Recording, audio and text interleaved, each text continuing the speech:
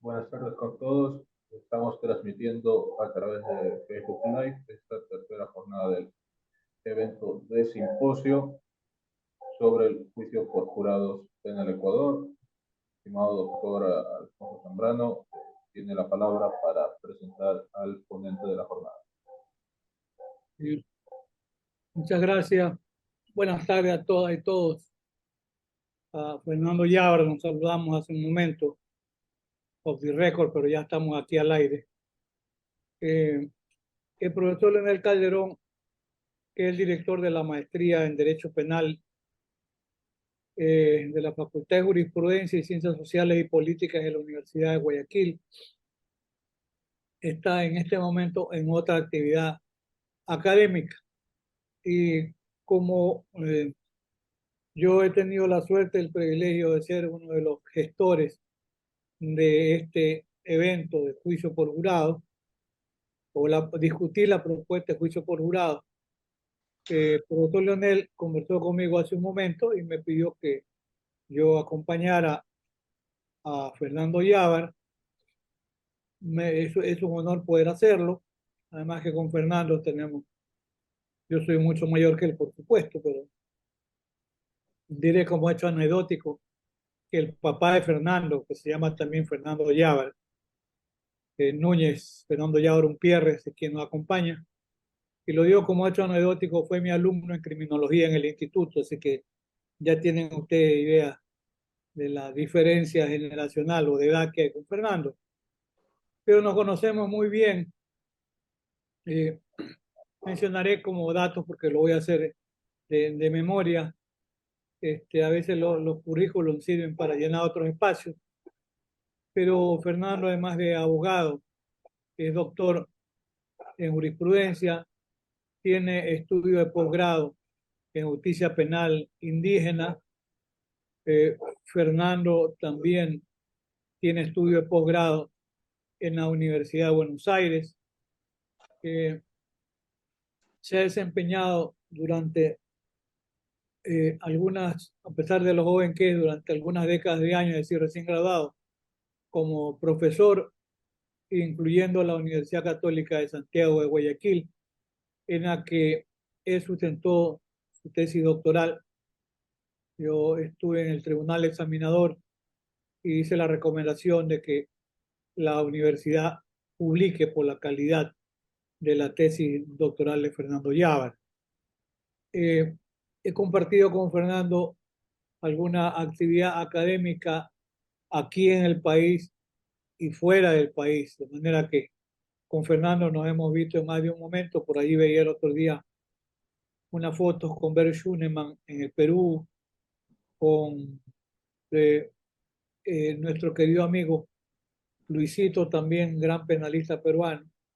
De manera que Fernando Llávara Gutiérrez tiene una ya reconocida trayectoria como académico, como docente, como expositor, además que tiene una cantidad muy importante de libros ya publicados, unos de manera individual y otros en coautoría con su señor padre, dirigidos a diferentes ámbitos del proceso penal, incluyendo el proceso penal de tránsito, que es una especialidad.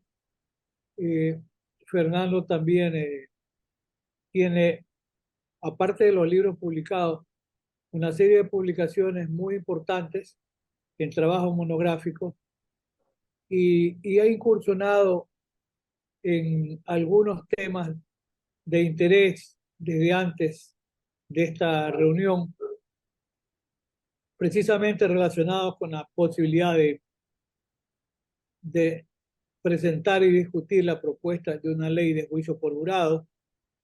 También Fernando ha estado desde hace mucho tiempo incursionando en el debate por la legalización de la eutanasia o el derecho a morir con dignidad, lo cual puede ser discutible. Si es derecho a morir con dignidad, tendrá que el Estado proveer los recursos, pero en fin. Pero lo que quiero destacar es que Fernando ha estado muy de cerca en temas centrales, incluyendo otro en el que él tiene sus estudios también de posgrado, que tienen que ver con responsabilidad penal de personas jurídicas, la importancia del compliance. O sea, en definitiva, y es muy grato así decirlo, Fernando es un no destacado, es destacadísimo jurista y académico ecuatoriano, con una excelente formación que, para no perder en esta brevísima intervención el tiempo, con Fernando somos parte de la Academia Ecuatoriana de Ciencias Penales y Criminológicas. Nosotros le ganamos a los 7 sabios de Grecia porque somos 8. Entonces, con la doctora Mónica Palencia. Somos 7 más o menos machos y una dama, la doctora Mónica. Así que le ganamos a los 7 sabios de Grecia, por lo menos numéricamente. Al margen de esta pequeñísima broma, querido Fernando. Es un gusto estar contigo, poder compartir este escenario y como a mí me gusta también ser participativo, eh, aquí como yo soy el papá de la criatura hoy día, no, yo no te voy a poner tiempo. ¿Tú crees que 45 minutos está bien, 50 está bien? No hay ningún problema, tal vez que no nos rebasemos de la hora para tener la posibilidad de poder conversar en un foro en el que tengo algunas inquietudes precisamente por lo que le mencionaste anoche a Andrés Harfuch. Me pareció extraordinaria la conferencia de Andrés, igual que la de Pavarotti y la de Marcela Dafón. Hemos tenido una semana exitosa en cuanto a la calidad de los expositores y hoy cerramos con broche de oro. Así que, querido Fernando, el escenario, la cancha y el micrófono son tuyos. Te escuchamos. Bien, muchísimas gracias, Alfonso, sobre todo por tus palabras inmerecidas. Bien, vamos a entrar en una temática sumamente interesante que para mí ha sido realmente un tópico en materia procesal penal que en el Ecuador realmente no ha sido mayoritariamente atendido por parte de la... Y hay que decirlo, hay una escasa doctrina o de pensadores que se dedican a escribir en materia penal y de hecho de los de penal los que más escriben son los de procesal penal a todo esto. Pero aún así, si uno revisa y hace un análisis general de la bibliografía penal, procesal penal ecuatoriana, encontrará que hay muy poco destinado a un estudio respecto de los jurados. Y pareciera que se tratara de una institución ajena a nuestras tradiciones, pareciera que se tratara de una especie de, lo dije hoy en un artículo que escribí más temprano, una McDonaldización de la justicia criminal y una novelería en materia adjetiva penal, pero no es así. De hecho, el Ecuador tuvo 80 años jurados. Ayer conversábamos con el doctor Harfuch, yo mencioné esta cifra y lo que es correcto es que son 80 años que tuvimos jurados y 95 sin jurados. Esos son los números ya exactos, haciendo el cálculo específico. Y más allá de las razones por las cuales se lo derogó en su momento, lo importante es entrar a analizar el fondo de la situación, pero también el escenario en el que nos encontramos. La realidad es que existe una deslegitimación muy profunda de la función judicial. Y no quiero repetir lo que ya se ha dicho en estos días, porque no voy a inventar el agua tibia ni a repetir cosas que ya a estas alturas son verdades y que no van a modificarse. Pero nuestra realidad es que no confiamos en términos generales en la justicia, en los jueces. Vemos con recelo, con desconfianza los resultados de la misma, sea en un sentido o en otro, en un sentido o en otro, pero sobre todo en los temas políticos, sobre todo en los temas políticos. Y esto nos llevó de la mano a que se planteara esta propuesta por parte del presidente electo Daniel Noboa Sin, en el sentido de incluir juicios por jurados, y él ha hecho específicamente una referencia concreta a un tipo de delitos. Él ha dicho a delitos de corrupción. También ha referido a crimen organizado. Pero la idea original era para casos de corrupción. ¿Y por qué el énfasis, por qué esta punta del iceberg por donde entrar tiene tal vez una explicación mucho más lógica de lo que quisiéramos creer? La realidad es que ser juez en un caso de naturaleza política es muy complejo, es muy difícil. No quiero juzgar a nadie, porque no estoy aquí para acusar a ningún juez de favorecer a una parte o a otra, pero la realidad que tenemos es que se trata de jueces que están dentro de una carrera judicial, que el resultado de ese juicio probablemente ponga en duda su estabilidad laboral. ¿Por qué? Porque al final del día, sancionando a este político o absolviendo a este político, las vueltas de la vida hará que probablemente en el corto, mediano, largo plazo, ese es un objetivo político. Eso puede pasar en el fondo.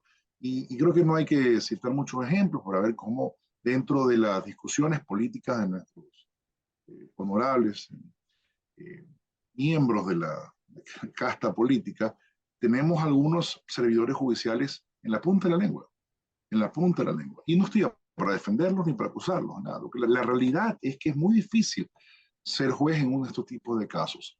Entonces, si usamos esto como ejemplo, vamos a llegar a un punto interesante, que es el punto relacionado con por qué sí tener jurados en un sistema de justicia. Y mira que yo ni siquiera voy a limitar esto al sistema de justicia penal, porque para mí la visión es más amplia, incluso que en lo penal. Si ustedes revisan en materia civil, en las legislaciones anglosajonas, algunos juicios tienen también jurados, particularmente en las discusiones sobre daños punitivos. Y eso es un tema interesantísimo que por más que pareciera ajeno a, ese sí, ajeno a nuestras realidades, digamos, o tradiciones jurídicas, eh, tiene una conceptualización muy interesante que nos tomaría otro curso solamente para tratar esa temática, pero si en algún momento dado el Ecuador llegara a tener daños punitivos, creo yo que el mejor juez sería un jurado. Un juicio por jurados en temas civiles no es algo que lo cual debemos considerarlo muy ajeno, muy lejano o imposible jurídicamente hablando. Regresando al tema concreto, el tema penal, si ustedes revisan las realidades de los procesos, de la forma en que se sustancia, primero que el sistema por jurados no va necesariamente a resolver todos los problemas, porque no es la panacea, como lo dice el profesor Hartford, no es la panacea. Hay muchas otras cosas que hacer en el sistema penal. Y aquí no importa si el sistema era acusatorio, no importa si el sistema era mixto, si era inquisitivo, no. Hay cosas que nunca se terminaron de resolver y que por más que hemos cambiado de sistemas, lo único que hemos logrado es que las decisiones aparentemente sean de mejor calidad, aparentemente. Y lo decimos esto por la práctica probatoria, dentro de las audiencias de juzgamiento, en las exigencias de la presencialidad. Allí yo escuchaba también al profesor Halford hablar sobre ciertos temas respecto a que ya nosotros hemos pasado hace mucho tiempo ya las discusiones relativas a las prácticas probatorias de lecturas en los juicios. Vamos a los casos muy excepcionales en los cuales de hecho tenemos hasta los videos. ¿Por qué? Porque las anticipos jurisdiccionales al final del día son pruebas practicadas con todos los requisitos y todos los principios. Antes del juicio sí, pero con presencia de las partes y presencia jurisdiccional. Así que no necesariamente esas pruebas que son anteriores a la etapa de juicio necesariamente han sido lesivas a los derechos de las partes, ni tampoco ajenas a los principios procesales vigentes en nuestra Constitución. Entonces, hay unas realidades muy distintas que veíamos en Argentina en los últimos 20 años. Ustedes conocen que el sistema federal argentino hace que ellos tengan un solo código penal a nivel nacional, pero distintos códigos procesales penales por cada una de las provincias. Por eso es que si ustedes van viendo cómo va avanzando el sistema de jurados, también va recogiendo los errores de la provincia anterior.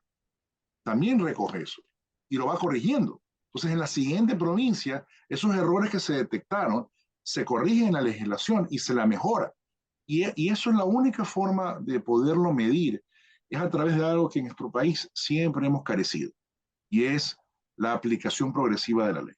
Las vacatio legis, la última buena vacatio legis fue el Código del Otro Zambrano, del 2000, porque fue una vacatio legis larga, por lo menos temporalmente era positiva, porque nos llevaba a un proceso de capacitación. Si el proceso fue bueno o malo es otra historia, pero por lo menos era un poco más sincero de decirle al país, ok, esto es un tema complejo, hay que analizarlo, hay que preparar el sistema, no puede entrar de la noche a la mañana en vigencia, y por lo menos uno de los elementos penales, como fue la parte procesal penal, tuvo en el último código solo procesal penal esa digamos, esa virtud de haberse tomado la determinación de hacer un tiempo prudencial para su aplicación.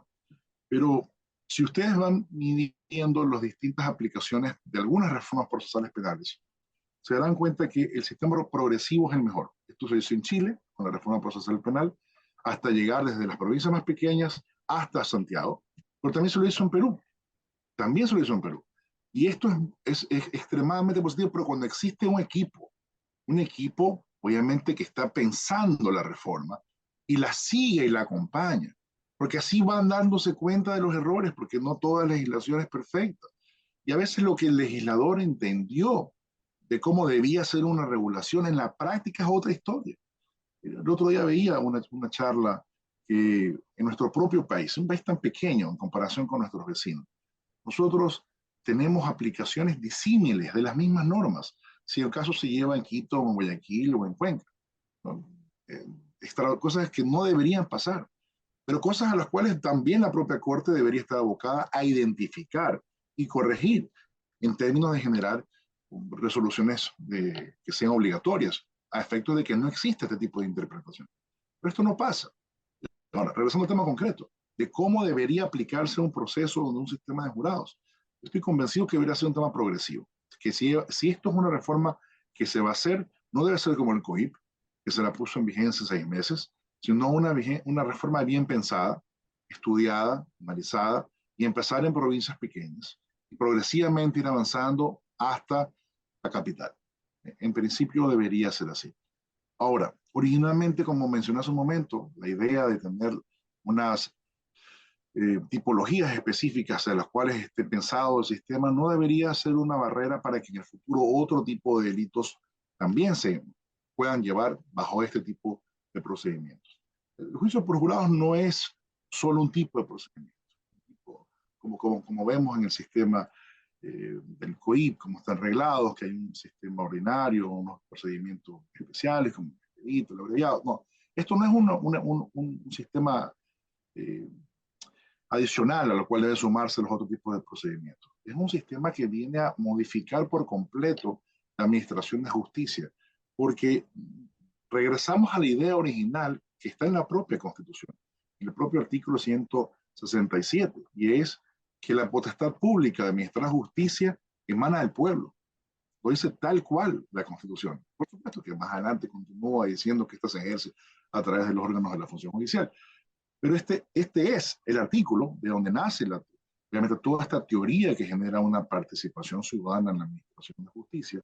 Y es el mismo artículo que debería ser reformado para claramente establecer, en caso de que este tópico específico del jurado sea objeto de una pregunta de la consulta popular que se ha anunciado por el nuevo gobierno, este es, de hecho, el artículo a reformar.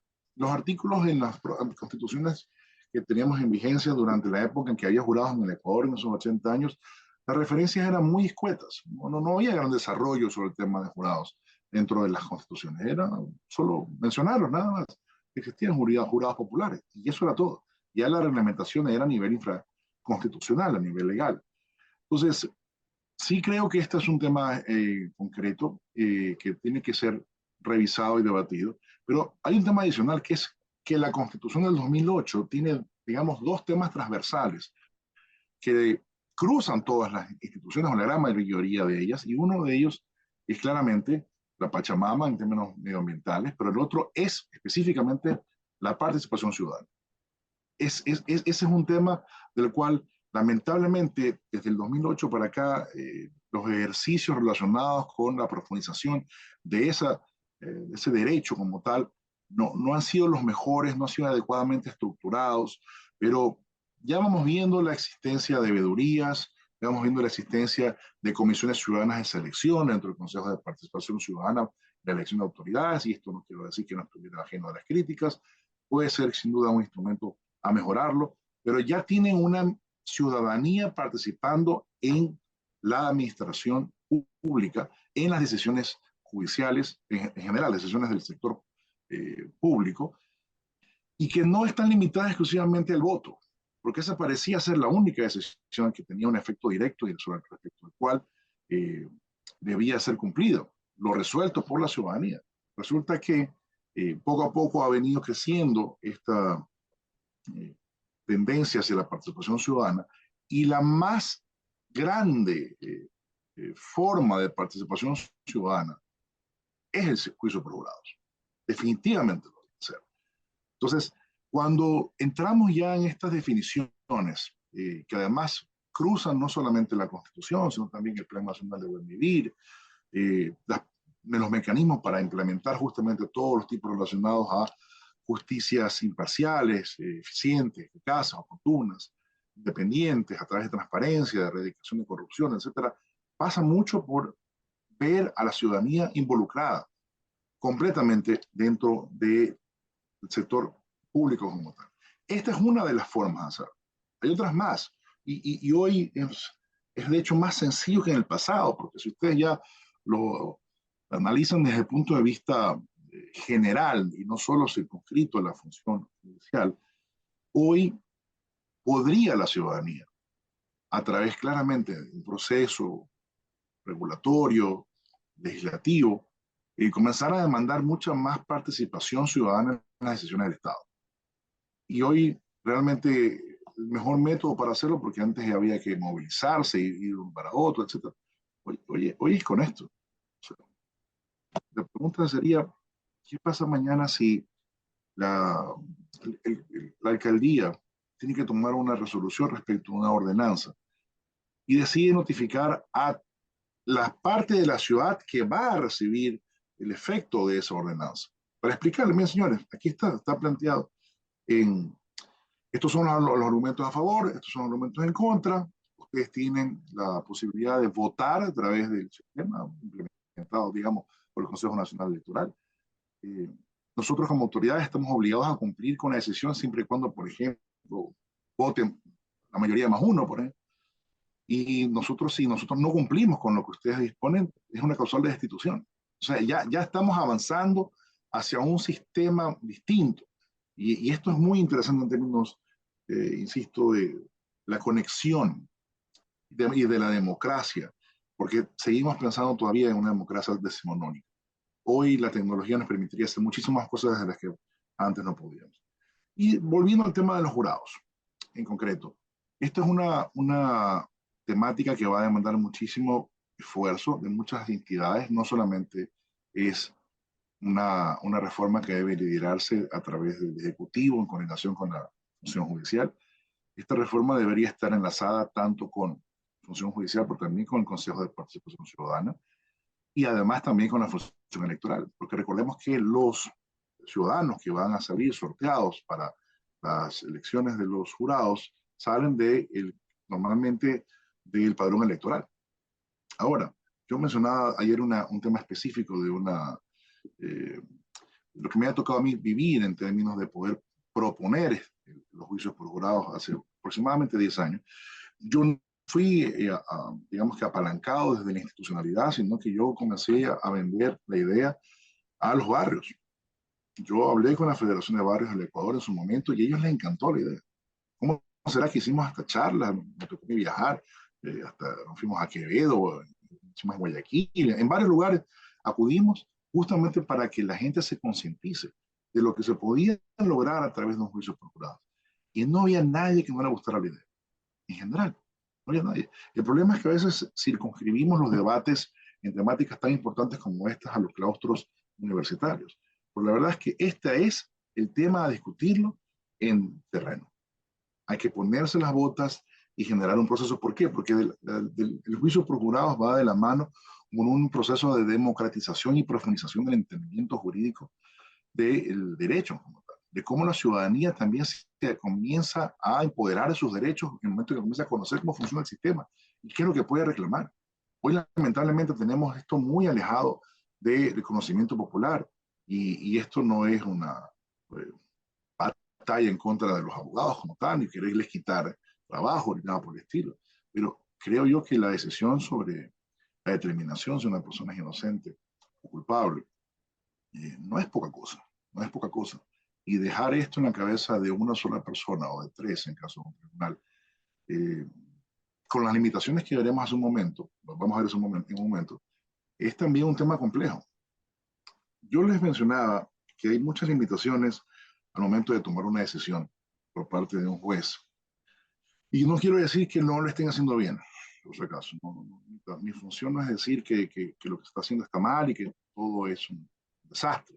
No, tampoco es así, porque a pesar de las críticas que se generan desde ciertos sectores de la ciudadanía, la mayoría de los casos que se censuran o se producen este tipo de reclamaciones suelen ser excepcionales en términos estadísticos.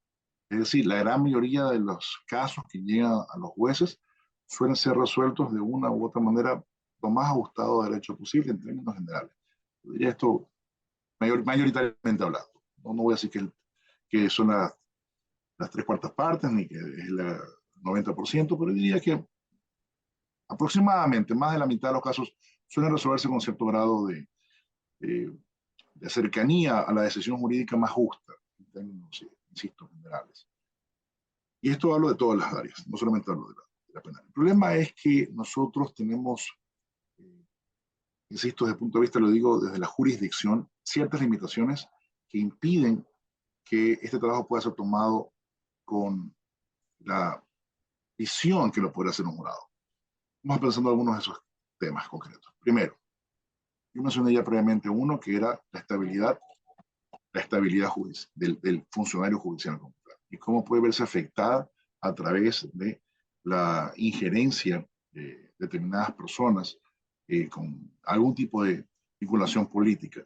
Y eso hace que el judicial pueda tener miedo al momento de resolver una causa.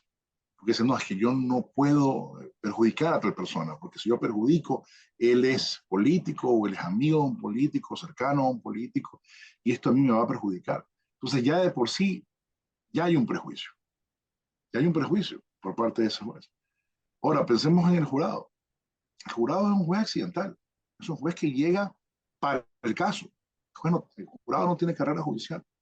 El jurado va a resolver el caso en base a las pruebas que se presenten sin ningún tipo de injerencia o de temor relacionados a su estabilidad laboral respecto a la decisión final.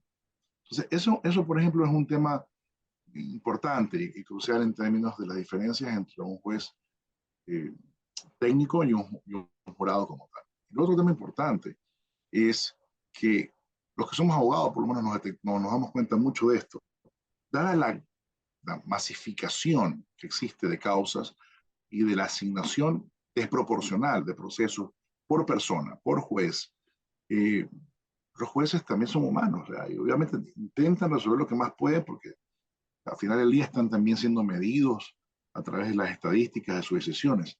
Y esto hace que haya mucho copy-paste. Es que no podemos negar que hay un copy-paste y los que hemos estado en constante litigio vemos como las mismas introducciones y las mismas citas, y son a veces páginas y páginas y páginas de citas, se repiten en los fallos.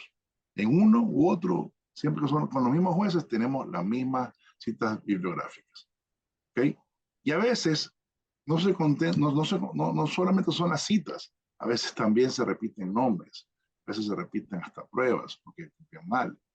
Sí, no lo estoy censurando, ni juzgando, pero lamentablemente eso también puede pasar. ¿Por qué? Porque se busca formatos de casos similares anteriores para poder escribir ya las resoluciones finales. Eso no pasa con los jurados. No tienen casos anteriores. No tienen con qué hacer un copy-paste. Normalmente, yo no digo que una persona no pueda repetir el oficio de jurado, pero lo va a repetir probablemente muchos años después. Muchos años después. Y hay personas que solo fueron jurados una vez en su vida. Entonces, este tipo de problemas tampoco se va a generar en un sistema de jurados. Ahora, una de las críticas que se ha hecho y que ayer la abordó magistralmente el profesor Harford es el tema de son o no fácilmente inducibles o persuadibles los jurados en términos de lo que un buen abogado, un buen orador podría decir en una audiencia, pero eso se contesta fácilmente con las directrices que tienen que darle los jueces al momento de entrar en las deliberaciones, incluso previo a la misma audiencia. A los jurados se los capacita y se les explica cuál es su función, qué lo que tienen que hacer, cómo deben dar probados determinados hechos y cuáles no. No quiero decir que el jurado sea perfecto, no quiero decir que no haya posibilidad de que exista una contaminación del jurado. ¿Cómo puede pasar a cualquier juez? El juez sale de la corte a las 5 de la tarde y no se va a encerrar a una isla. Va a su casa, el periódico, revisa el teléfono y también ve las redes sociales y ve las reacciones que genera. O sea, esto no es ajeno a unos u otros.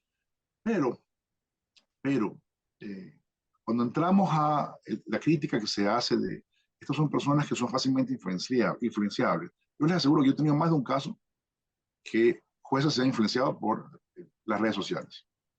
Se ha influenciado por qué es lo que dicen tal o cual persona respecto a ese caso y ya de ahí su visión era otra del tema. Así que esto no es un tema exclusivo de los no abogados, de los jurados como tal.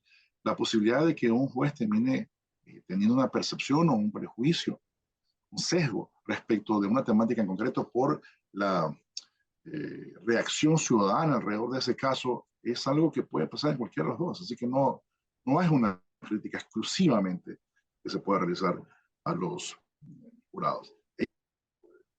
Puede ser el argumento más baladí, más débil del argumento, pero es masivo, se hizo viral.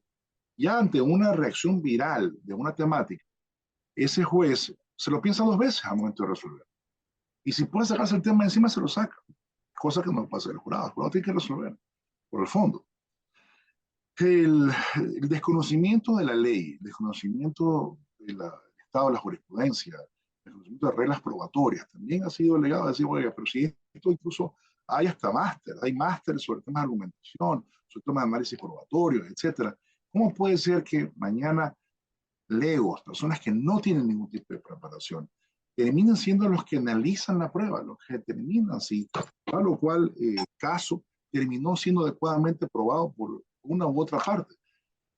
Y regresamos al tema que también se mencionó el día de ayer, de cómo es obligatorio de parte de las partes procesales, fiscalía, eh, acusador particular, representación como víctima, defensa, etcétera, en democratizar el debate jurídico, en hacerlo accesible a los ciudadanos de pie, que no son abogados. Por eso que una de las prohibiciones de ser jurado debe ser abogado, porque no es para ellos, no está pensado para ellos, está pensado obviamente en general, para que sean personas ajenas al derecho, para que termine siendo el papel de jurado, su funcionamiento como un jurado popular, un sistema que permita que la ciudadanía además se empodere de sus derechos. Entonces, no es algo que debamos nosotros criticar este desconocimiento per se como un error o un problema para la resolución final.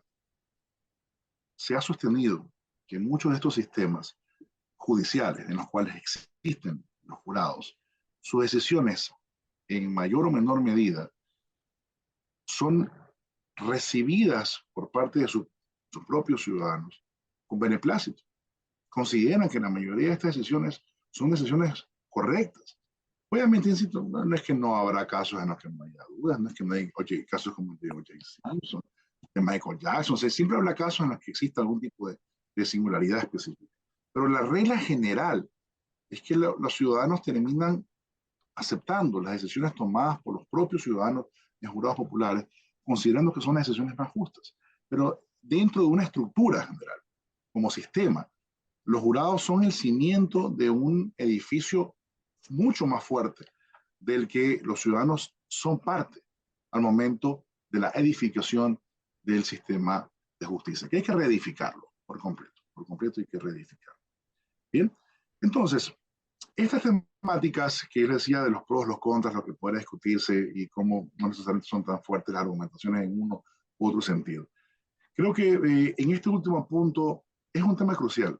Y si usted, a mí me tocó yo hice un seminario de cine jurídico, eso hace muchos años en la Universidad Católica. Y ahí si ustedes recuerdan la película Filadelfia, recordarán a Denzel Washington cuando él es el abogado en una causa civil por discriminación. El personaje de Tom Hanks era una persona que había contraído VIH y había sido eh, digamos que lo habían votado del estudio jurídico en el que él estaba. Él cuando llega al jurado trata de explicar todo de una forma tan sencilla y tan clara que no haya lugar a dudas de el resultado final, de qué es lo que se buscaba y cuáles eran las pruebas hacia dónde estaban apuntando. Este tema es muy importante. Otro de los puntos que se mencionó ayer, también del profesor Hartford, era esta nueva revisión de la regulación, particularmente en la prueba testimonial. Eso sí bien es verdad que no es necesariamente un patrimonio exclusivo de los sistemas de juicios por jurados. Lo que sí es cierto es que hay determinadas objeciones no reguladas en nuestros reglamentos jurídicos, eh, como en el ecuatoriano. Y esto de que se habló del hearsay, que es el rumor. El rumor.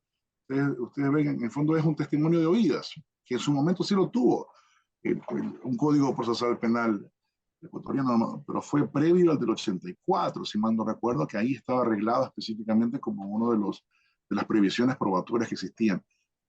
Pero hoy en la versión actual no la ven con tanta claridad como se ve en ese momento. Sin embargo, es uno de los temas clarísimos que ustedes ven en el sistema anglosajón. Entonces, sí vale la pena analizar las regulaciones probatorias, sea que se pase o no sistemas jurados. Eso vale la pena revisarlo.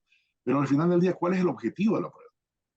Es que la información que llega al juzgador, que es en la cual va a generar convicción, sea de la mejor calidad posible. Ese es el fondo. Ese es el final. Por eso tenemos las objeciones respecto de preguntas sugestivas cuando se hacen los exámenes de los testigos, de las víctimas, etcétera. ¿Por qué? Porque no queremos que se introduzca información a través de la misma pregunta, etcétera. Entonces, toda esta depuración probatoria de la calidad de la información que llega al tribunal es un tema siempre plausible y siempre, obviamente, de una adecuada o necesaria revisión y corrección a efectos de mejorar. ¿Okay?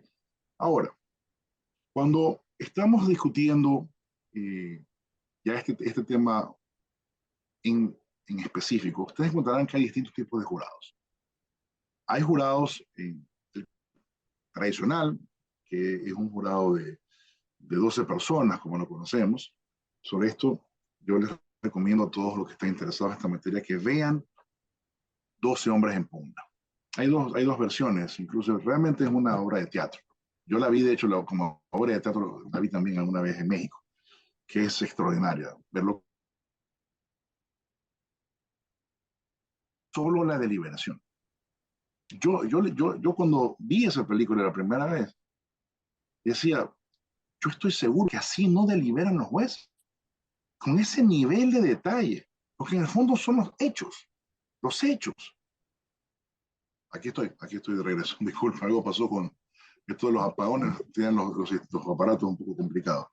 Pero el objetivo de esa película, de 12 hombres en pugna, que es esta versión rusa, de hecho, es analizar prueba por prueba, prueba por prueba. Comenzaron a ver si era posible que tal testigo que dijo que había visto el hecho, lo pudo haber visto desde donde supuestamente estaba. Y ahí se dan cuenta de que ese día era imposible porque a esa hora no pudo haber escuchado tal cuestión, tal grito, porque pasaba el metro justo en medio entre el lugar donde estaba versus el lugar de los hechos, etcétera. Si tal persona pudo haber llegado a la puerta en el tiempo que dijo que había llegado, una persona mayor, una persona que tenía un tipo de discapacidad, etcétera.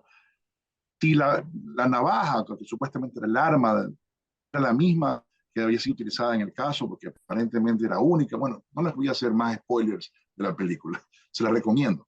Pero lo que quiero es que analicen al final cuando termina, más allá del resultado, es alguna vez alguno, y aquí se lo digo a la comunidad jurídica, ha visto a los jueces analizar en una deliberación así, prueba por prueba, detalle por detalle. Es muy difícil, no es que no pasa, pero es muy difícil encontrar un análisis así. Estamos hablando de una hora y media para un caso. Para un caso. No es normal, no es común en nuestras realidades, por lo menos. Y yo sí invito a la ciudadanía a que revise este tipo que son ejemplificativas, sin duda, son didácticas, pero permiten darnos una idea de cómo debería ser el funcionamiento de un sistema de justicia en un cuando hay juicios por jurados. ¿Okay?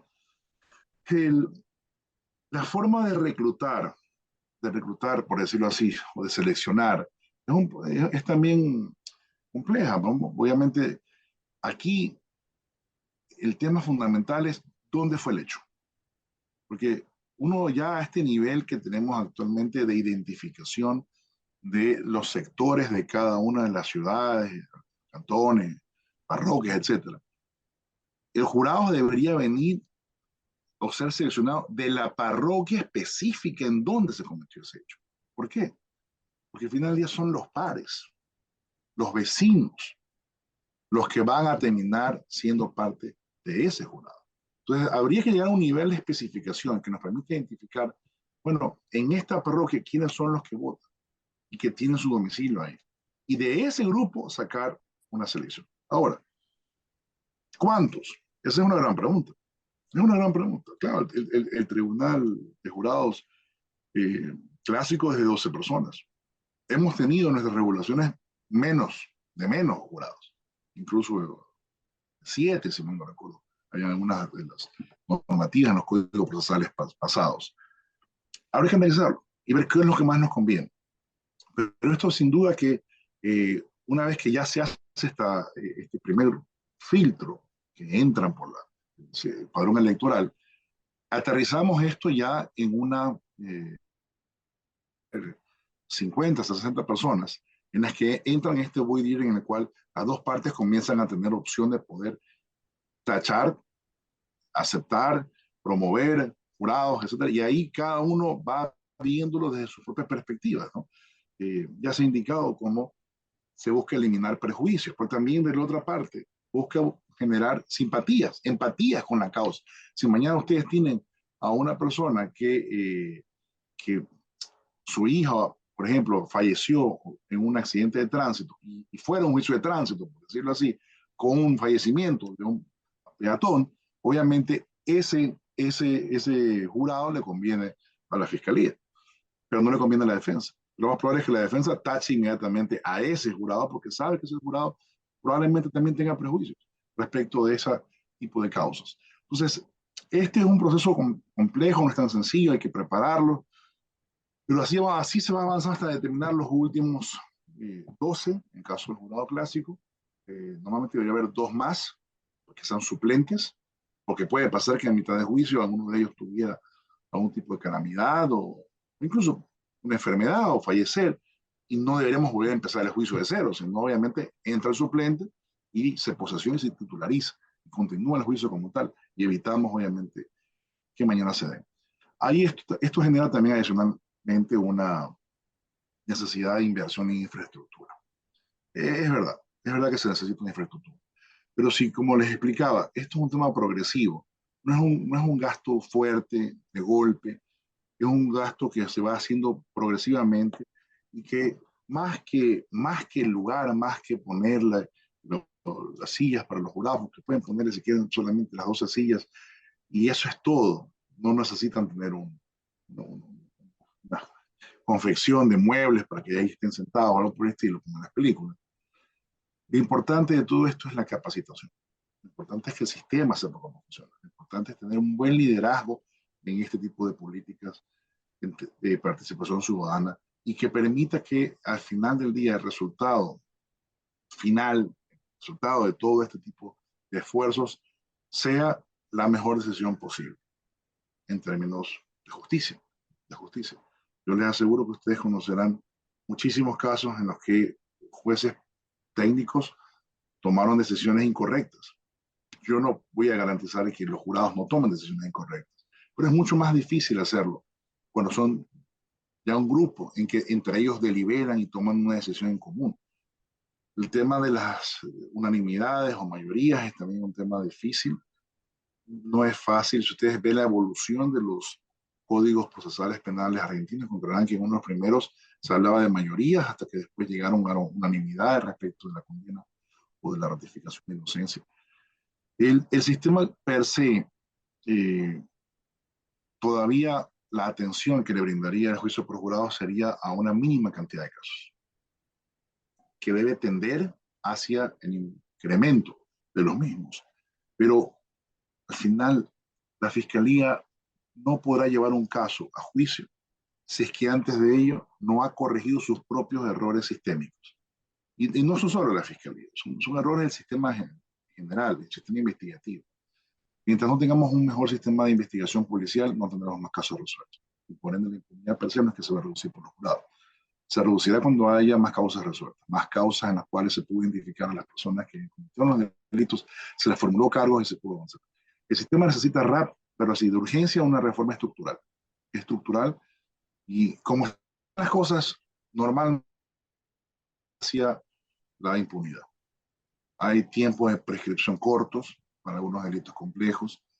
La propia caducidad de la prisión preventiva ha sido realmente una alcahuetería, una gran alcahuetería para liberar personas que después a veces es muy difícil conseguir que regresen a los juicios. Si me preguntan a mí, yo creo que si hubiera una pregunta que hacer y se pudiera hacer, una de ellas debería ser también a la propia caducidad de la prisión preventiva, porque todo esto embona dentro de un gran sistema, porque pensar que el juicio por jurado es la solución, no es la solución. Aún haciendo el mejor esfuerzo, no es la solución. Per se no va a reducir impunidad si no tenemos casos resueltos en sede fiscal. Es decir, que las investigaciones previas terminen. Esto soy muy insistente, porque yo litigo, yo me voy a las fiscalías, yo me siento, yo les pregunto a los secretarios, ¿cuántos casos formularon cargos el año pasado? O sea, ¿cuántos procesos tienen? Procesos penales, otras investigaciones previas. Y le dicen 15, 20, 25. ¿Cuántos casos recibieron? 300, 400. Pero la agenda está llena. La agenda está llena. Todo el día tienen versiones, todo el día tienen diligencias, todo el día están despachando oficios para practicar una prueba u otra, un elemento de convicción, etcétera. Ahí pasan en audiencias. Pero no estamos midiendo esto en resultados.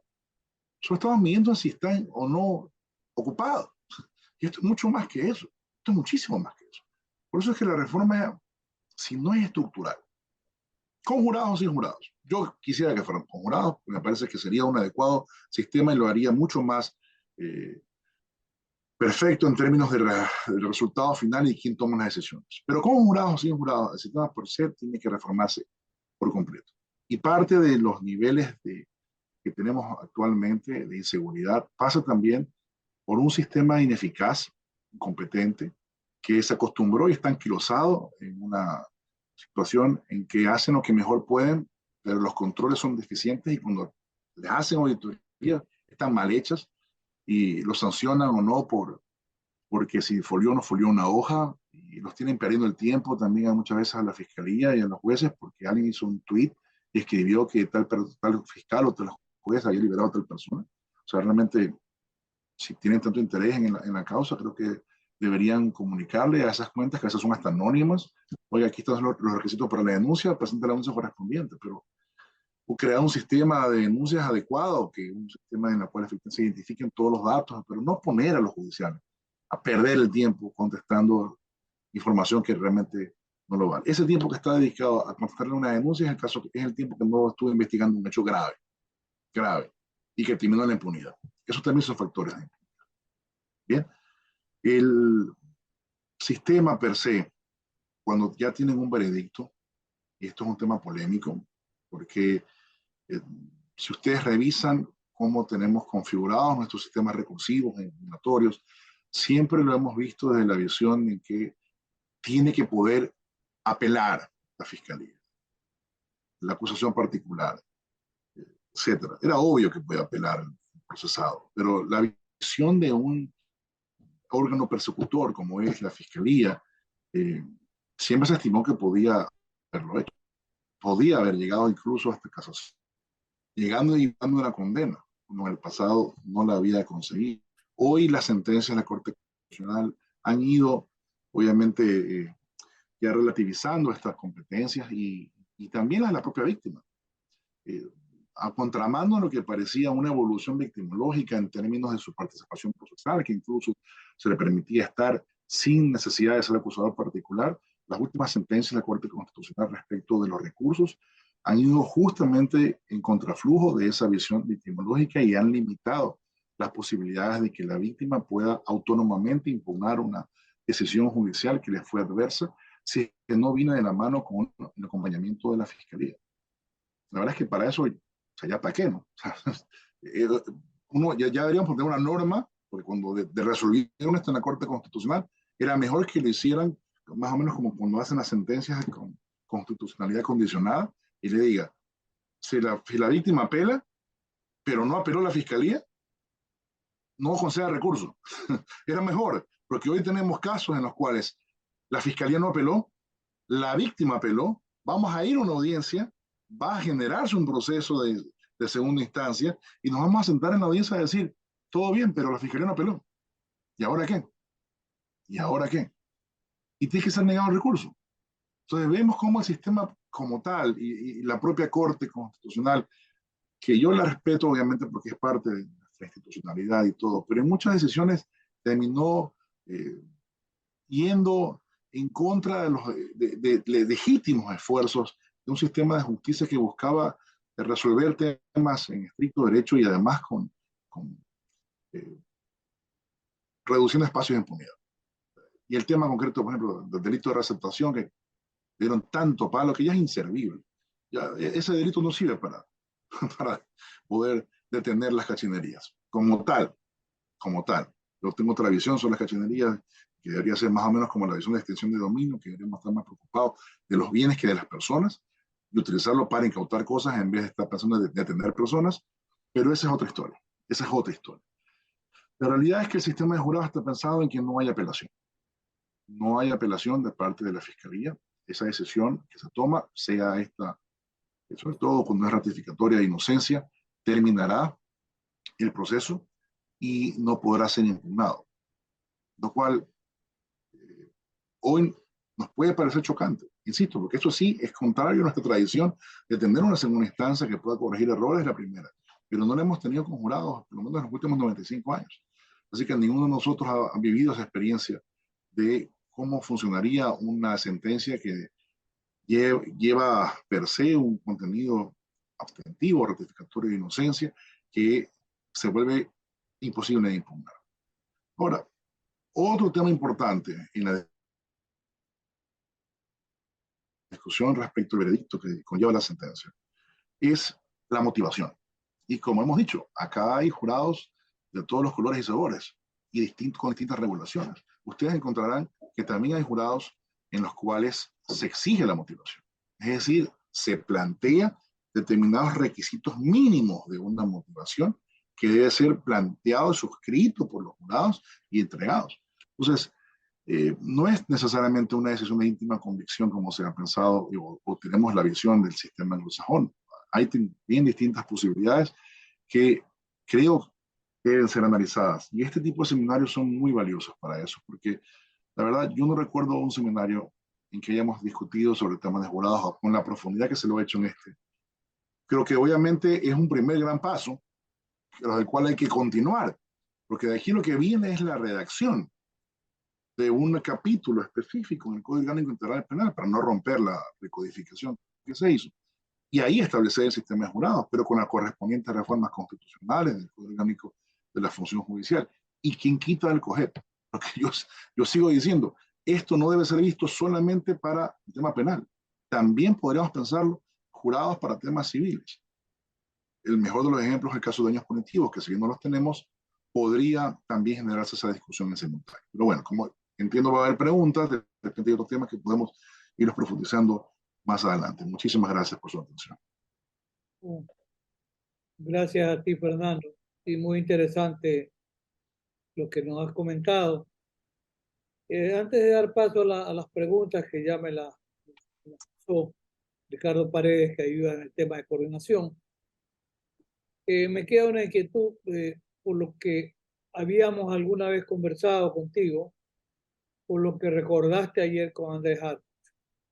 Y en este momento estamos a puertas de una consulta que ojalá que se dé y que se pueda democratizar la discusión.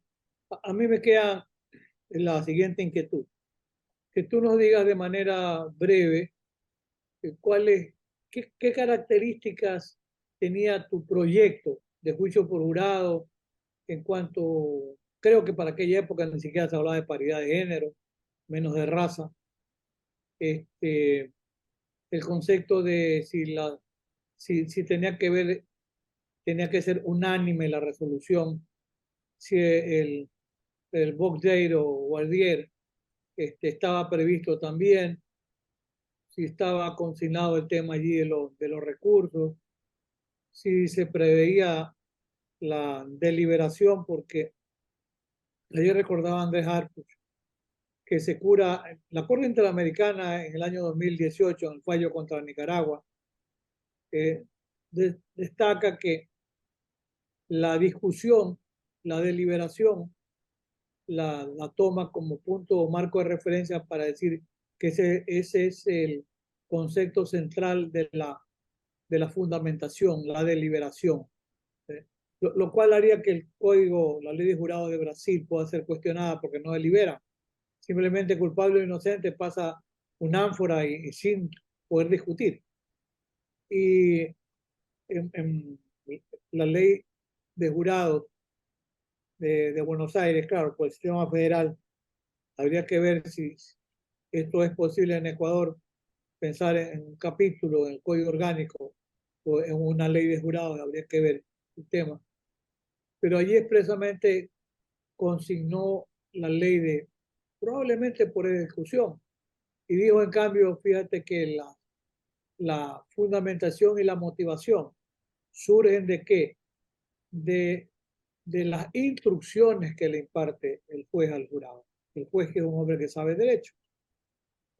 Pero es interesante porque y hay audiencias reales de casos. Pienso yo que si queremos nosotros continuar con la discusión, y hay que hacerlo, esto es lo saludable, tendríamos frente a la posibilidad de que haya luz verde, de contar con la enorme experiencia de lo que ha pasado este proceso en Argentina, donde se han ido corrigiendo, y los juristas argentinos que estuvieron ayer y otros que están en el tema, como el mismo Alberto Binder, y hay una profesora que le gusta muchísimo el tema, y bueno, está María Enveloff también, para el tema de juzgamiento en temas de delincuencia juvenil, y la profesora Patricia Lourenço. O sea, tendríamos la posibilidad y te tomo la idea de poder invitar a otros juristas para continuar en caliente con la idea. Entonces, un poco para tener una visión panorámica y también qué pasó con el proyecto.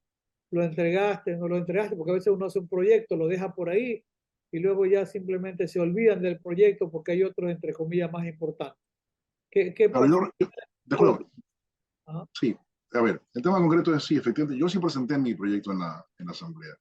Pero era un primer proyecto, aún no llegábamos a este nivel de desarrollo que tiene el sistema argentino, ¿no? Entonces, obviamente, ese primer borrador debe ser revisado por completo, probablemente, pero tenía una clarificación relacionada con la unanimidad del veredicto. Efectivamente, era solamente jurado para juicio, no había un jurado de acusación, el llamado gran jurado.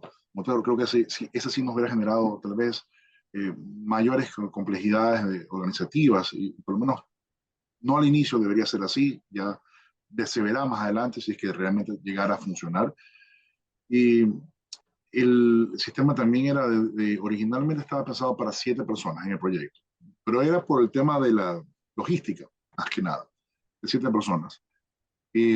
Había obviamente prohibiciones específicas de quienes no podían ser, estaban vetados específicamente los abogados, entre otros obviamente personas que tuvieran algún tipo de cargo público, etcétera. Todos ellos tenían un veto de que no podían llegar a ser jurados como tal. Eh, pero reitero que la visión era una visión de una uniformidad, de un solo juicio, en que no hubiera tampoco impugnación de esa sentencia. Particularmente nos referimos a la sentencia que se llamaba de inculpabilidad, que era la sentencia ratificatoria de inocencia. Entonces, esa era la idea original de ese primer borrador, pero yo reitero que ese borrador tiene que ser revisado por completo. Y la verdad es que ya lo que vendría después es una especie de taller. O sea, iremos a hacer unos talleres con los expertos de otros países, ya para ir viendo como temas concretos, ¿no?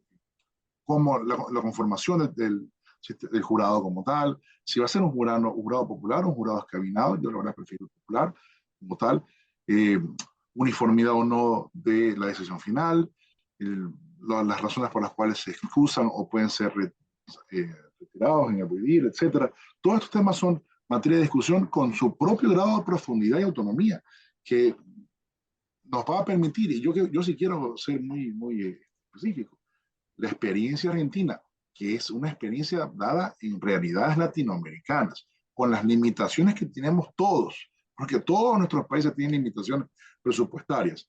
Es una experiencia que hay que analizarla. Yo no estoy de acuerdo, por ejemplo, en un proceso sin deliberación.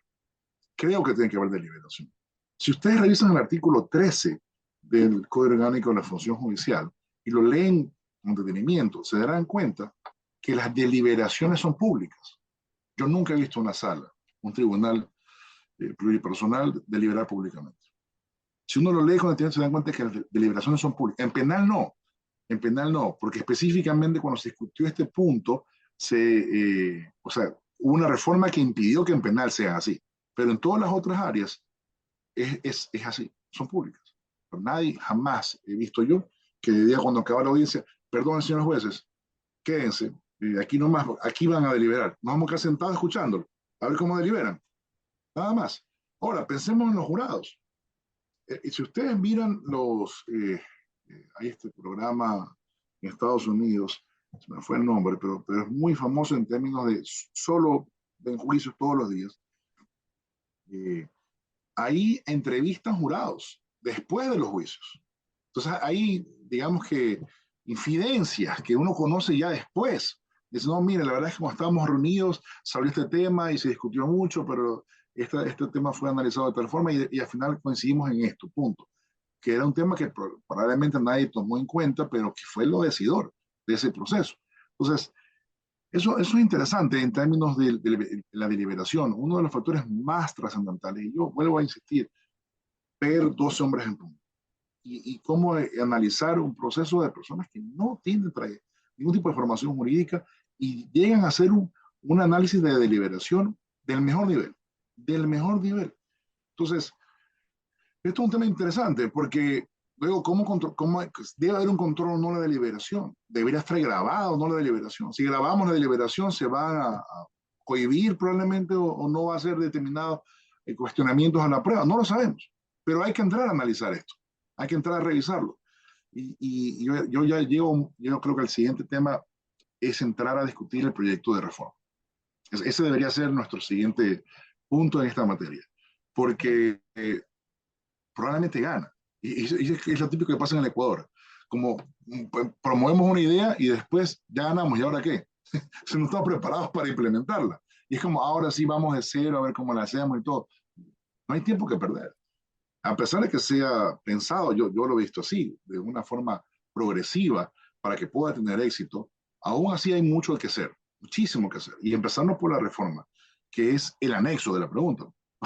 Porque para poderla preguntar, debes tener el anexo. Y ahí es donde hay que entrar en la discusión. No es solamente la reforma del artículo 167 de la Constitución, tienes que tener una reforma en el anexo de la pregunta de la consulta popular que te incluya el Código Orgánico de la Función Judicial y también el propio COIP como tal. De acuerdo. Corroboro lo que tú decías de ver 12 hombres en pugna o 12 hombres con furia. Hay una versión, la primera es de 1957, ambas son en blanco y negro, pero recordaba el episodio de que esta navaja es única, que lo decía la persona que la había vendido, y el jurado que no estaba de acuerdo lleva y dice, no es única, no, si es única, dijo el vendedor, y saca una navaja exactamente igual y la clava. ¿Dónde sacaste la navaja? La compré en la esquina, dice, me costó $2. O sea, no era única, o sea, puede haber más de una navaja igual. Y eso en general es formidable, sí, hay que verlo porque la calidad seguramente del director de esa película es extraordinaria, pero muy instructiva, así que ya ahora le dimos un espaldarazo para poderla ver en blanco y negro. Ahora, la versión ochentera es a colores, ¿no? Por si quieren verla. Y entonces, recuerden que ahí salía Tony Danza en la versión ochentera y era este jurado que estaba desesperado porque tenía boletos para el béisbol. y ya se quería ir. Entonces, y aparte no funcionaba el aire y el ventilador también se dañó y todo estaba en calor y todo ahí generaba las discusiones. Y cuando van a la votación, dice, bueno, hay uno que está en contra, bueno, dice, va a ser secreta. Y el que bien había votado por la solución dice, si hay 11 votos por la culpabilidad, yo me voy a sumar. Y sucede que había 10 votos para la culpabilidad y ya había uno más por la solución. Entonces se arma la pelotera ahí, pero es extraordinaria. Ahora, Así mira, es. yo tengo un tema ahí, y antes de pasar a las preguntas, sí son importantes, pero a mí me queda esta inquietud. Después de revisar lo que dice la ley de jurado de Buenos Aires, lo que dice la sentencia de la Corte Interamericana 2018 en cuanto a este tema de la fundamentación y la motivación, tomando en cuenta que el jurado es el juez de los hechos, si la prueba lo han convencido o no de los hechos, porque el juez del derecho es el juez que sabe derecho, ¿ya? El abogado. Entonces, si es así, será necesario pensar en la consulta como para decir, oye, es que te digo que esto, después de la conversación de estos días, a lo interior tengo un replanteamiento. Yo decía, es necesario porque, como la Constitución dice que hay que ser debidamente motivada y la Corte Constitucional también, y tienen que verse los antecedentes de hecho y el ensamblamiento de los antecedentes de hecho al derecho. Pero sucede que en el jurado, el juez del jurado es juez de hechos, ¿no? Él no valora derecho. Entonces, fíjate que es interesantísimo, ¿no? Esto podría plantear una discusión de decir, el jurado no afecta a la Constitución en cuanto a motivación, porque es juez de hecho, no es juez de derecho. O sea, eso es un tema interesante también que debiera plantearse en estos talleres. Y lo otro, coincido contigo, que los lineamientos básicos debieran ir en la adenda de la consulta, como decirle, qué sé yo, serían 12 personas, habría paridad de géneros, en caso de comunidades indígenas serían jueces indígenas, ¿verdad? En caso de delitos cometidos entre la comunidad negra, se prohibiría, por ejemplo, 2 jueces de la comunidad negra. Puede ser. O sea, estoy pensando en una serie de variables que podrían ilustrar y para decirle, el jurado va a valorar los hechos. El jurado no hace apreciaciones de derecho. Eso es para el juez que debe en su momento resolver. O sea, bien direccionada, sí, y tendría que ser muy importante. Ahora, si es que llegamos a convencernos de que no es necesaria la consulta, podría plantearse un proyecto de reforma al Código Orgánico Integral Penal. Y esto puede surgir de los talleres que se deban promover. ¿Qué pasa si Claro, lo que pasa es que si la consulta no tiene una aceptación mayoritaria, podrían tratar de deslegitimar un proyecto diciendo, no, pero es que como ustedes dicen que el pueblo tiene que juzgar, el pueblo ya dijo que no es una consulta. Entonces, es un arma también de doble filo la consulta. Porque si dice, bueno, tenemos luz verde, y si dice que no, me preocuparía que tengamos no luz amarilla, sino luz roja. No, no, si el pueblo dijo que no, qué locura la academia que quieren promover, si ya el pueblo, que es el soberano, dijo que no. Entonces, son temas interesantes que tienen que seguir siendo conversados en público, como hacemos los académicos, ¿no? Escuchando diferentes criterios. Te voy a mencionar algunas de las preguntas, las voy a tratar de resumir. Aquí ahí dice una, tome en consideración la situación política, como decía Andrés Harper, olvidémonos de la situación política, ese no es el punto. No es porque si conviene o no políticamente un juicio por jurado. Dice, si se considera la situación política y jurídica actual del Ecuador, ¿en qué materia cree, preguntan a ti, que debiera implementarse en primer lugar el juicio por jurado en Ecuador y en qué casos no debiera haber juicio por jurado? Bueno, es una buena pregunta. Mi primera respuesta sería que primero debemos empezar por los casos de corrupción, por delitos en contra de la estructura del Estado. Casos de peculado, confusión, cohecho. No, pero tendría que definirlo, porque recuerda tú que la corrupción es un concepto amplio. Sí, claro. Obviamente entramos al capítulo específico del COIP, ¿no? O sea, entraríamos concretamente. Delitos de corrupción, tú sabes cuáles son. Aquí Sí, lo sí, tenemos sí, que construir. por Sí, claro. supuesto, por supuesto. Pero a lo que vamos, que son los casos que normalmente son materia de discusión política, cuando hay persecuciones.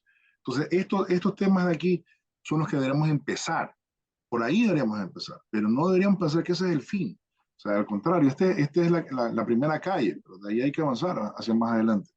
Eh, Muchos se han quejado o dicen no debería haber para crimen organizado. Por ejemplo. Porque dicen, mira, si no podemos proteger ni a los fiscales ni a los jueces, ¿cómo vamos a proteger a los jurados? Yo he estado mucho por jurados en Estados Unidos y yo los he visto entrar y los he visto salir. Yo he estado alguna vez me metí en una corte en San Diego y era un caso de pornografía infantil incluso. Mira que era público, ¿eh? Que podías entrar, por ese caso. Y entramos, pero yo vi al jurado cuando entró y yo cuando salí estaba al lado del jurado, en la calle. Y ese día terminaron las audiencias y no estaban confinados ni nada por el estilo. Entonces, hay que analizarlo obviamente porque tampoco queremos exponer a los jurados a un riesgo. Eso tampoco es el objetivo. Pero sí buscar progresivamente avanzar hacia otros delitos fuera de los casos relacionados con hechos contra la administración pública que puedan permitir que se legitime el sistema y se expanda. Porque lo que no puede pasar es que, a ver, originalmente son pocos casos que se van a ir resolviendo. Porque ayer nos dijo Harfuch, hay 800 casos de juicio por jurados. ¿Cuántos casos hay en toda Argentina en todos esos años? Es evidentemente igual una cantidad ínfima, pero es representativa de los casos en que se pudo conseguir la participación ciudadana. Pero ¿cómo sale el resto de casos? ¿Cómo sale el resto de casos? Nosotros tenemos ya una tendencia de los últimos 10 años a la alza de los procedimientos abreviados. No, no no estaría sometida a las mismas críticas que el sistema estadounidense. Porque si ustedes revisan la diferencia en el mundo anglosajón en términos de la, eh, la declaratoria de culpabilidad, que son los plea bargaining o los guilty pleas, en Inglaterra, por ejemplo, ellos tienen guilty pleas y ahí está súpermente reglado con los guidelines respecto de si yo me declaro culpable, y esto es indiferente de si me llega a un acuerdo con la fiscalía o no. Yo me declaro culpable, voy donde el juez y la fiscalía me formuló cargos por esto. Ok, yo me declaro culpable, ya está arreglado. ¿Cuánto se reduce la pena? No es que entro en una negociación con la fiscalía, no, ya está arreglado. Este es el porcentaje que usted se va a imponer. Punto. Tiene atenuantes, tiene agravantes, perfecto. Así está completamente medido. Esto yo lo vi en Göttingen el año pasado. Los ingleses están pero súper orgullosos de su sistema. Y dicen, aquí no tenemos los problemas que le critican a los estadounidenses de una fiscalía que presiona para los acuerdos. No, acá está arreglado, completamente. Entonces, habría que verlo, habría que ver también, porque el tema es cómo se resuelve la mayoría de los casos. Los sistemas de verdad, que en parte se legitiman con la intervención de la ciudadanía, pero la gran mayoría de los casos, más de un 90% de los casos, tienen decisiones de baja calidad. La decisión de desestimar una denuncia es una decisión de baja calidad. La gran mayoría no obedece a que efectivamente el hecho no fue delito. No hubo elementos, una argumentaciones bastante débiles, etc. Pero hasta todo el sistema de cómo está arreglada la investigación previa y el fin de la misma tiene que modificarse completamente. O sea, si preguntas a mí, y digo esto porque estamos pensando en voz alta en términos generales, pero, por ejemplo, creo yo que debería haber consultas en casos de delitos graves. Es decir, que un fiscal no podría poder directamente pedir una desestimación de una denuncia si es un delito que tiene o grupos de delitos o una pena de más de X, ¿no? Entonces, ¿qué pasa? No es que voy al juez y que si el juez no quiere, me regreso a la Fiscalía Provincial. No, va directo a la Fiscalía Provincial. O sea, si yo como fiscal en este tipo de delitos estoy desestimando, voy al fiscal provincial y que el fiscal sea el que decide y confirma o revoca. Y si revoca, va a seguir investigando. Pero si confirma, ahí va directo al juicio y archivado. O sea, va al juez, archivado el caso, archivado completamente. Por ejemplo, para darte una idea, luego tienes temas relacionados con obstáculos para el ejercicio de la acción penal, que no están arreglados específicamente en cómo debería estar planteado la temática en la investigación previa. Por ejemplo, si tienes un caso de prejudicialidad, lo que debería pasar es que se suspende la causa y no corre el tiempo de prescripción durante la sustanciación del otro tipo de causa no penal, que es la que se generó como obstáculo, por ejemplo. Pero no, aquí los tiempos corren para todos lados y por eso, con tiempos cortos de prescripción, se producen las prescripciones. Y eso sí es impunidad. Eso sí es impunidad. Por ejemplo, que yo mañana ahí tengo una boleta de captura, me voy del país. Yo me voy del país y espero que prescriba la causa y regreso. Me premió el sistema. Al contrario, lo que deberíamos arreglar es que si alguien se va del país y está prófugo, se supone el tiempo de prescripción. Eso debería. Ya no sería un aliciente para huir del país o de la captura el hecho de mantenerse en estas circunstancias. Entonces, hay mucho que reformar y poco tiempo también. Poco tiempo. La Asamblea entra en funcionamiento la próxima semana, creo. El presidente también está abocado a tener que resolver temas de seguridad y parte de ello va a ser una reforma penal integral. Pues, temas económicos. El dinero va a ser Además, llega a además, diciembre, va a tener que pagar y no tiene cómo pagar. Este es un rollo. exacto. Ahora, sí, yo tengo las reservas naturales por la forma como se maneja la etapa intermedia, que aquí va a ser muy importantísima, porque como no hay un gran jurado, la etapa intermedia es la clave, donde se va a resolver si eso va a ser materia o no de un juicio por jurado. Y hay casos donde, a falta de no encontrar otros elementos, y ya veo que en los últimos tiempos la Fiscalía General del Estado ecuatoriano comienza a sacarse como un as bajo la manga la figura de la delincuencia organizada. Delincuencia organizada por drogas y no encontraron drogas. ¿De qué estamos hablando? De conversaciones, resoluciones manifestadas. ¿En qué momentos son punibles? Pero ojo, que hay algunos casos donde la Fiscalía ha manejado la imputación por delincuencia organizada después de una investigación en la que no tiene otros elementos. Entonces les parece mejor coger a 4 o 5 personas y como conversaron y hablaron de la posibilidad de cometer delitos, de la posibilidad, entonces va por delincuencia organizada. Entonces hay que tener cuidado. A mí me parece que en este momento lo que hemos comentado en la academia y en algún programa, la importancia que es, hay que reforzar el control de la imputación. Y eso puede ser materia de reforma. Esa sí es urgente. Yo pienso que el juez lo puede hacer, pero no tiene el valor. Dice, no, allá el fiscal es el titular de la acción, el fiscal quiso formular cargos. Sí, pero usted tiene que decirle, como pasa en México, señor, y en Argentina, es interesantísimo, yo tengo el código de Tucumán, si no hay una imputación adecuada de cargos, el juez le dice, oiga, señor fiscal, usted me está hablando de delincuencia organizada, singularice cuáles son los elementos. No, usted no singulariza, yo doy por concluida la audiencia y dicto sobreseimiento del caso. Fin de la historia. Eso es un control.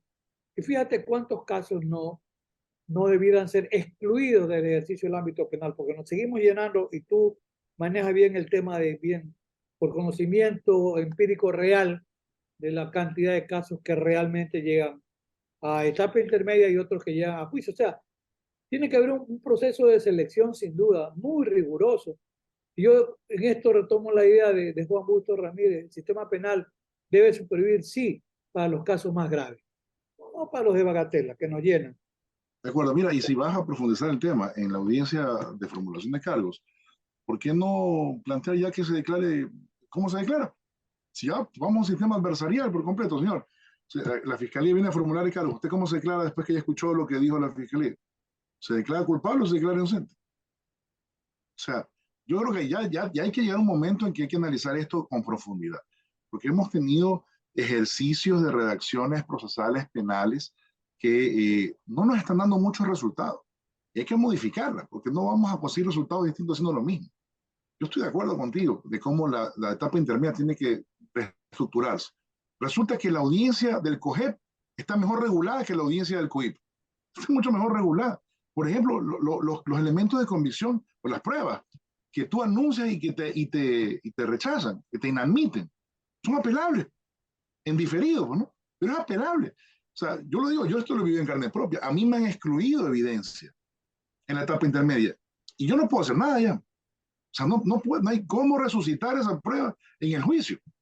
Y resulta que tú llegas, yo acabo de tener una audiencia en la sala de corte, estoy esperando el resultado todavía, no hay todavía una definición. Y le digo, mire, yo tengo nulidades desde la audiencia preparatoria de juicio, cuando me excluyeron pruebas sin motivar, sin motivar. Y le digo, y si la motivación hubiera sido esta, es errónea. es incorrecta. Luego, tengo exclusiones dadas en la audiencia de juicio. Yo fui a practicar una prueba con copias certificadas del expediente de la fiscalía. Mi prueba documental, yo ya la había presentado en la investigación. Voy a la audiencia de juicio y me dice el tribunal, no, no le voy a aceptar esa prueba. ¿Por qué no me va a aceptar? A mí presénteme la original que está en el expediente de la fiscalía. El expediente de la fiscalía eran también copias notarizadas, no eran originales tampoco, ¿no? Pero resulta que la fiscalía tiene un expediente desorganizado completamente. Cuando se buscó la prueba, no estaba completo. Entonces, qué pena. No, es que no es que pena. Yo ya vine con la prueba. Pero tú no me quieres aceptar es otra cosa. Entonces resulta que vienes jalándote prueba excluida, inadmitida, etcétera, y llegas recién a la apelación a discutir eso nuevamente. Pero está mal arreglado y no se diga la prueba nueva en apelación, que tú lo planteaste en tu proyecto de reforma. Pero resulta que claramente puede haber hechos que son posteriores a la audiencia de tanto preparatoria como la audiencia de juicio, como tal, que no se conocían al momento de la práctica probatoria. Y ahora los puedo traer, porque son nuevos. Y resulta que están negadas. Yo ya he tenido unos cuantos casos en los que he tratado de plantear prueba nueva en audiencia de apelación y en todos me los han negado, aduciendo que la prueba nueva no puede regularse de forma supletoria con el COGEP. Pues dice, porque es que sí está regulada. Es que la que está regulada la prueba nueva en el juicio, pero no está regulada la prueba nueva en apelación. Por eso le pido que use el COGEP. Pero no, hasta ahora no he tenido suerte ni éxito en esa empresa. Pero creo que ya lo que tocaría es una reforma legal, porque no veo otra salida. Pero hay muchísimas cosas que reformar, muchísimas. Y creo que, insisto, más allá de las reformas legales, lo que se necesita es una reforma en la investigación, fiscal y policial. Eso va a dar más resultados, pero igual necesitas más fiscales para poder procesar todos esos casos. Si tú preguntas, yo creo que en términos generales, si fuéramos más eficaces en resolver los casos denunciados, porque te aseguro que el 90% de los denunciados sí pasó y sí fue delito, lo más seguro que sí, necesitaríamos probablemente el triple de la capacidad penitenciaria, si fuéramos más eficaces en términos de resolver los casos. Mira, esto es solamente un ejemplo para continuar con las preguntas. La tasa de muertes violentas por 100.000 habitantes está llegando en Ecuador al 40 por 100.000. Y tú ves los índices penitenciarios, la cantidad de gente que está presa por delitos contra las personas es de apenas el 14%. Entonces hay un margen de impunidad impresionante. Brutal. Pero acuérdate cuando vino el delegado de las Naciones Unidas sobre ejecuciones extrajudiciales. Esto fue en el 2005, me parece, 2006, no recuerdo. El tipo llegó, y lo peor es que alguien del Ministerio de Justicia vio la carta que él decía que quiero ir. Ah, claro, encantado, venga. Llegó y nadie sabía que estaba ahí. Llegó y dijo, señores, usted tiene una tasa de resolución del 1% de denuncias de homicidio y asesinato. O sea, alguien puede matar y solo la estadística juega a favor de él.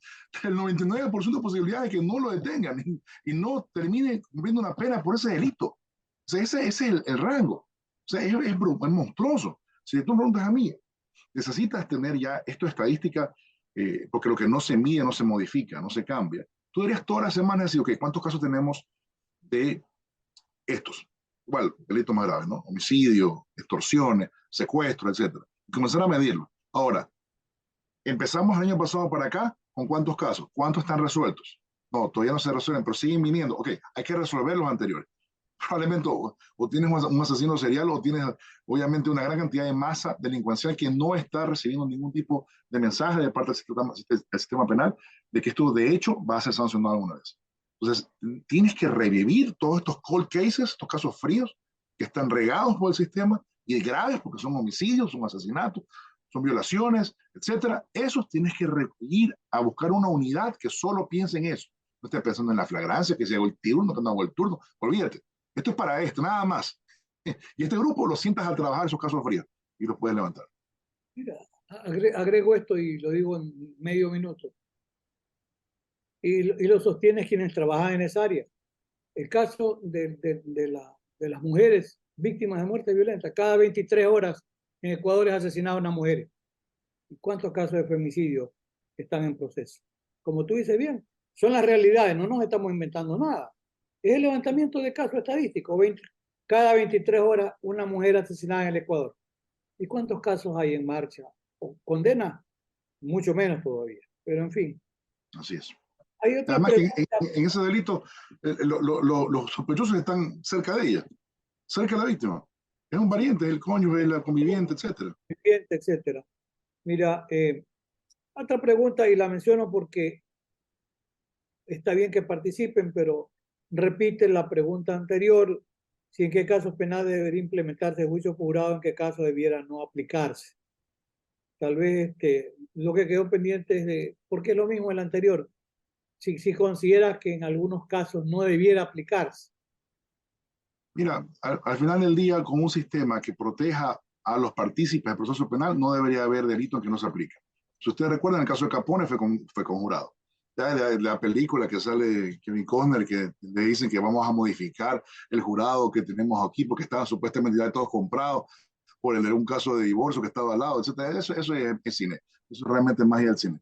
Pero no es la realidad. En el fondo, un sistema que tiene que modificarse y además generar un presupuesto importante para la protección tanto de víctimas y testigos, pero sobre todo de partícipes del proceso penal, y además considerando que las víctimas y los testigos se los va a proteger porque son personas, porque son ciudadanos, no porque son pruebas.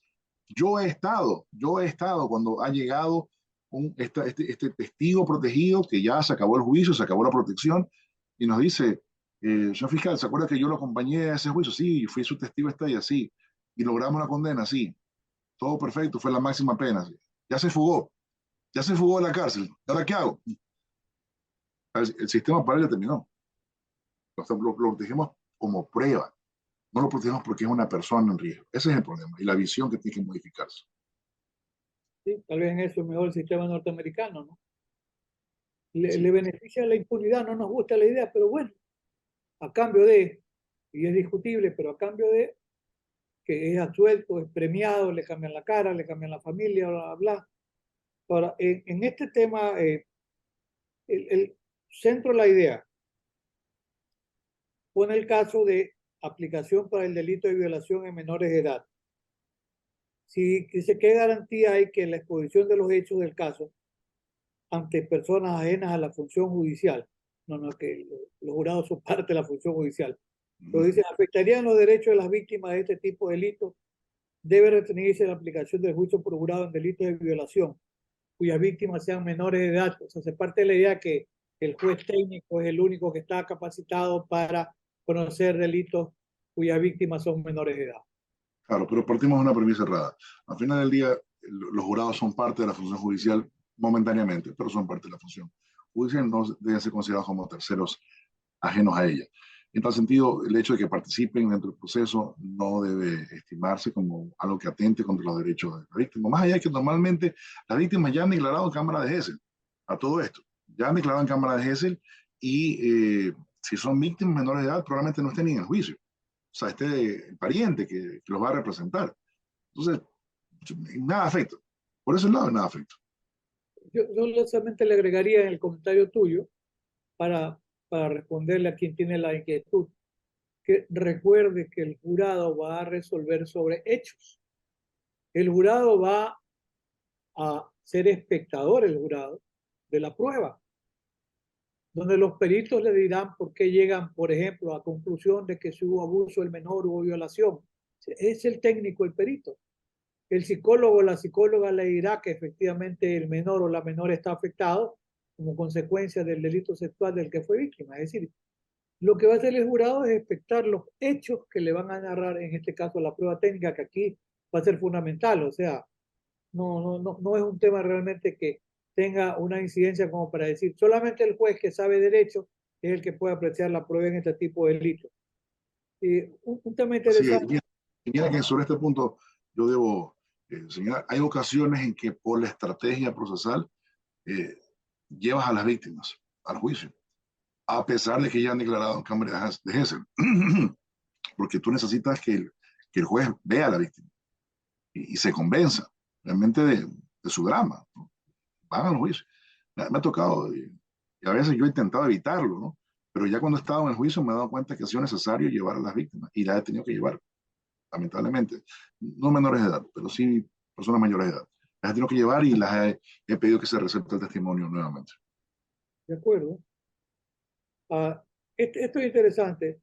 Si los ciudadanos que forman parte o son miembros de un jurado pueden ser objeto de la imputación, seguramente posterior, de un delito de prevaricato, o No, no hay forma. O sea, no, la verdad es que si no se desalentaría completamente la función de los jurados como tal. Y eso tiene una especie de inmunidad, por decirlo de alguna forma. Depende a veces de un estado u otro la regulación, pero en términos generales, ellos no son responsables por la decisión que se ha adoptado. si yo recordaba revisando ese libro extraordinario de Hartford, que es la tesis doctoral, Uh -huh. él toma algunos episodios, incluso me parece, del sistema de jurado inglés, donde expresamente tuvo que consignarse la inmunidad de los miembros del jurado por su decisión.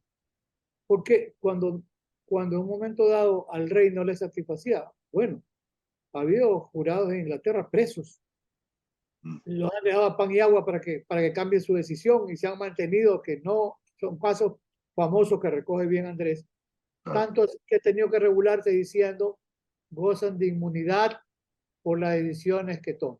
Punto.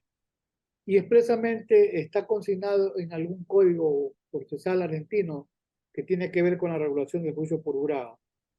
Eh, Aquí hacen la pregunta de la seguridad, si, como aquí se pensó en los jueces sin rostro, ya hemos dicho una vez, el sistema interamericano lo proscribe, ¿sería posible mantener en el anonimato a los miembros de un jurado que se sientan amenazados?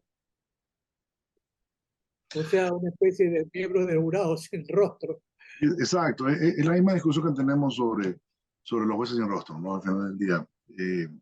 Yo creo que no podemos llegar a ese punto. Es difícil, en derecho a la imparcialidad también, que de una u otra forma también se analiza desde la perspectiva del sistema de jurados. Y algo que no digo, ya vamos, estamos sobre el tiempo, porque pueden decir, pero ustedes que hablan incluso de procesos históricos y lo demás, sí, yo voy a recordar la impunidad que gozaba John Gotti en sistema de jurado, porque después, que sobornó a un jurado, se compró un jurado tal cosa, otro jurado fue intimidado, de pronto un caso de jurado, avaliaron un jurado y se desbarató el jurado, los demás salieron corriendo, y un día lo condenaron a John Gotti a cadena perpetua y se murió en la cárcel. O sea, para que no diga, oye, usted no está informado, no, son casos excepcionales. Exacto. Bueno, yo decía a Andrés Harfuch, el lawfare siempre ha existido. Y decía, a Cristo le hicieron una guerra jurídica. Yo estoy pensando también en el juicio a Sócrates también. Y, y la guerra jurídica la utilizaba Göring también en el nacionalsocialismo alemán. O sea, ese es un hecho que está allí. O sea, no podemos negar que no exista. No existe. Claro, lo que pasa obviamente es que se combina con los medios de comunicación, que tal vez no eran en esa época, obviamente, lo que hoy son en nuestras sociedades, ¿no? Entonces, sí, me refiero a los procesos antiguos. Entonces, ya esto combinado es lo que genera la destrucción política, porque como bien lo dicen los que estudian el tema, lo vimos con Valeria la vez pasada, ella sostenía que el resultado ya es lo de menos. Es lo de menos, ¿por qué? Porque ya políticamente ya destruyeron a esa persona con toda esa campaña. Mañana el resultado del juicio puede no ser realmente importante, porque para el momento que se necesitaba, quedó bloqueado, quedó vedado, y ya esa persona no pudo ser candidato. No obstante, yo sugiero que se vea ya lo que está editado. Netflix no nos da ni para chupar un mango, pero está editado todo el proceso en pocos capítulos de Johnny Depp, pirata loco, alcohólico y drogadicto, porque eso es, y Amber, la mujer, Mm. donde la mujer, bueno, él le reclama, pero un poco por rescatar su imagen, pero termina siendo la mala la mujer, ¿verdad? Y las asociaciones de mujeres feministas que la acompañaban terminan al final repudiándola, pero hay que admitir, la guerra mediática, los millones de trolls que habían, hacen que a la final de la jornada quede Johnny Depp como la víctima aunque ya no eran los 50 millones, puedan ser los 13, se han arreglado por 2. Pero él termina reivindicado en el proceso y ella termina victimizada. O sea, eso sí, Pero lo es que pasa es que además él por las denuncias originales que había hecho ella había sido discriminado por las casas cinematográficas, que no le estaban asignando películas buenas, le habían negado papeles. O sea, a él no le quedaba otra que emprender esta batalla para poder también resucitar su propia carrera sí, como actor. ahora está ganando más dinero que antes, sí, pero sí, ese es un ejemplo de lo que puede producir en un momento dado lo que llama Byung-Chul Han, que yo siempre pudieron leerlo, Infocracia y otros más, Sociedad del Cansancio, él es coreano, está en Alemania, filósofo, y él habla de la infocracia. Porque el rey del TikTok, yo lo dije ayer, lo repito hoy, es el expresidente Donald Trump, casi se incendia el Capitolio por las declaraciones de él. Y una jueza lo mandaba a callar porque es incendiario. O sea, sí, yo reconozco que hay un efecto, pero dice bien Raúl Zaffaroni, no hay juez aséptico. Lo importante es que ese juez esté bien instruido para que de alguna forma trate de ser impermeable a la influencia que puedan tener los medios. De acuerdo. Y una pregunta para concluir es, ¿cómo se evitaría la práctica de que los designados por jurado no acudan a la viveza criolla y declararse enfermos? Igual, si alguien no quiere votar, paga una multa, ¿verdad? Sí, Habría que establecer mecanismos, pero eso es un deber cívico que además tiene que traer seguramente consecuencias. Pero pregunta es cómo se atempera la viveza criolla. Yo creo que con educación, porque en el fondo es un honor ser jurado, ¿no? es verdad, mira, hay un sinnúmero de escenarios posibles en términos de jurados que no quieren ser elegidos y pueden incluso hasta engañar sobre determinados hechos que saben que van a motivar la excusa, ¿no? Eso puede pasar. Y ya si lo ves, si lo quieres ver cinematográficamente, hay una película que se hizo también me parece que son las de John Grisham, Blood and Food, me parece que es, en lo que ahí sí hacen un estudio de estos asesores y jurados, y que estudiaban persona por persona cuáles eran los tópicos que tenían que analizar y que estudiar, y cómo había un jurado que él había buscado estar en el jurado, pero promoviendo una imagen que mi importancia para que el juez se pique y a propósito lo imponga como jurado. Entonces, hay un poco de todo, hay un poco de todo que hay que analizar, pero, insisto, hay que empezar. Pero la realidad es que la deslegitimidad del sistema judicial nos obliga y nos lleva de la mano a que esta materia la comencemos a estudiar ya a profundidad. Bueno, sin duda, Fernando, hemos tenido ya casi 1 hora 45. Ha sido una excelente jornada. Muchas gracias por tu tiempo, tu conocimiento, lo agradable de la tertulia, que la tratamos de hacer interactiva en lo máximo y han podido participar con sus preguntas quienes quisieron así hacerlo. Yo concluyo diciéndote que esta jornada que empezamos esta semana sea el inicio para hacer otras jornadas y otros debates y otras conversaciones y de pronto comencemos a pensar seriamente en la posibilidad de, de, de preparar un anteproyecto, ¿verdad? De lo que podría ser un juicio por jurado, como reforma seguramente al COI para mantener la uniformidad del cuerpo allí y pensar que es una tarea que hay que empezar a discutirla y mirar las conveniencias históricas que probablemente sí estén dadas para, para armar esto.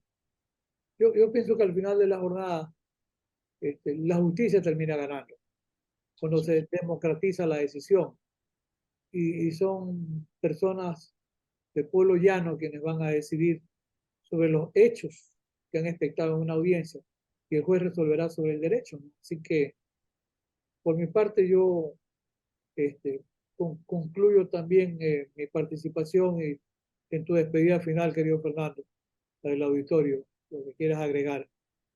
Sí, nada más que creo que hay muchos criterios prejuiciosos en contra de los juicios por jurados y que probablemente lo hemos adquirido en clases de Derecho Procesal Penal.